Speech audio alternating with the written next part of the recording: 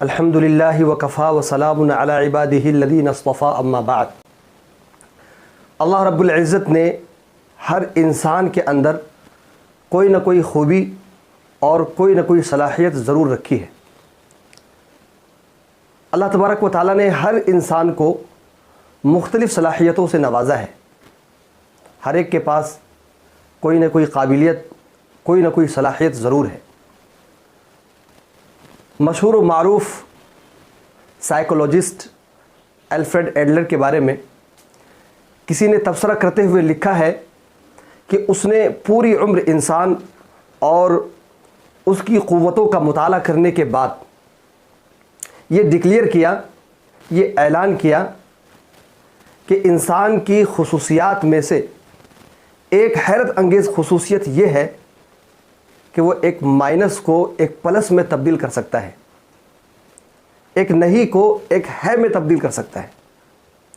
اس سے یہ بات واضح ہوتی ہے کہ انسان کے پاس اتنی صلاحیت ہے اور اتنی قابلیت ہے کہ انسان بہت کچھ کر سکتا ہے۔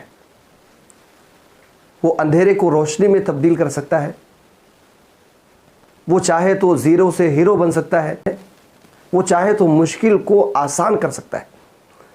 غرض کہ انسان جو سوچ سکتا ہے، جو تصور کر سکتا ہے، جو خیال کر سکتا ہے، وہ کر بھی سکتا ہے۔ مولانا وحید الدین کے الفاظ میں اگر ہم کہیں تو انسان اندھیرے میں بھی روشنی تلاش کر لیتا ہے، ناموافق حالات کو بھی موافق حالات میں تبدیل کر سکتا ہے، تاریکی میں بھی روشنی کا پہلو تلاش لیتا ہے۔ اور جب انسان کی بازی کھوئی گئی ہو تو وہ ازسر نو نیا میدان تلاش کر لیتا ہے اور اس میں جد و جہد کر کے دوبارہ سے اپنے منزل پر پہنچ جاتا ہے۔ انسان کو اللہ رب العزت نے خوبیوں کے ساتھ پیدا فرمایا ہے اور ایک مقصد کے لیے اللہ رب العزت نے پیدا فرمایا ہے۔ اللہ تبارک و تعالیٰ نے انسان کو بے فائدہ اور بیکار اور عبث نہیں پیدا فرمایا ہے۔ اللہ تبارک و تعالیٰ نے انسان کو بہترین شکل میں پیدا فرمایا۔ خود اللہ رب العزت نے قرآن مجید کے اندر ارشاد فرمایا لَقَدْ خَلَقْنَا الْإِنسَانَ فِي أَحْسَنِ تَقْوِيمٍ، کہ ہم نے انسان کو بہترین ساخت میں پیدا فرمایا ہے۔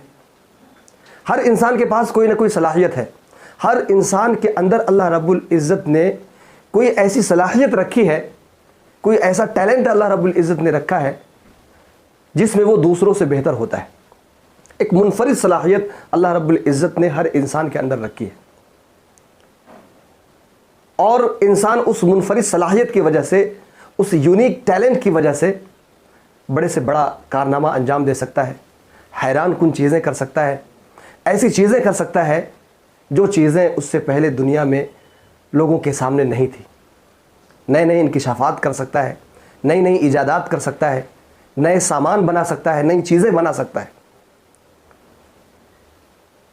موجودہ جو سائیکولوجی ہے، ماڈرن سائیکولوجی، وہ کہتی ہے کہ ہر انسان، ہر فرد اپنے تصور سے زیادہ اسمارٹ اور اس سے زیادہ بہتر ہے۔ گویا کہ انسان کے اندر اس کے خیال سے بھی زیادہ قابلیت، ذہانت اور صلاحیت ہے، اس کی سوچ سے بھی زیادہ ہر انسان کے اندر خوبی ہے۔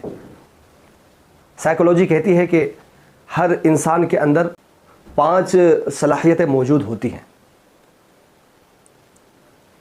ایک فرد کم از کم ایک